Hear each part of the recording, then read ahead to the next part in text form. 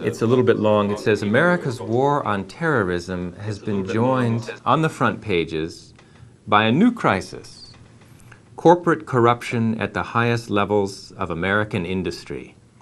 Several major companies have admitted to improper accounting practices and stand accused of illegal appropriation of monies amounting to millions and billions of dollars. Some of these companies are near bankruptcy. Yesterday, President Bush spoke on Wall Street and said that, quote, capitalism must have a conscience. And yet critics say that Bush himself is accused of some of these same shady practices when he was in business before he became president. My question is, what does Marshy think about Bush's comment that capitalism must have a conscience? And how would Maharshi address this issue of corruption in business and industry? This corruption is on the same level as the tendency to kill and tendency to create war, tendency. All these are negative offshoots from a very incompetent national consciousness. If the country is pouncing on everyone, destroying everything, then these corruptions are much minor sins. So when they are creating big sin, in that all these things are natural, very natural.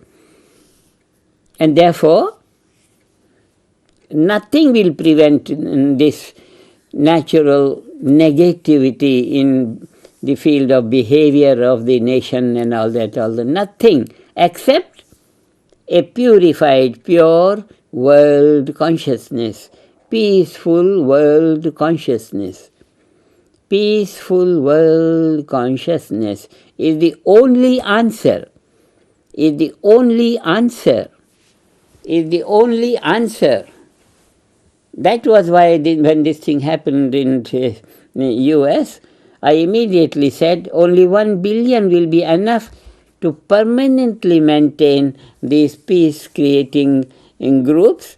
And even today I say, these millionaires and billionaires and 500 and all the glory that we hear, when they are now seeing in their own field of business, in their own field of earning, all these things are coming up. It's time for them to wake up. And a few billionaires, little by little, they can collect an endowment of 1 billion. That will make the task of creating these groups easier and quicker. Otherwise, more and more negative things will come up in the world, not only in the US. It's the same story. US may be the prime mover of negativity, but it is the people who can save the country, who can save themselves and save the country.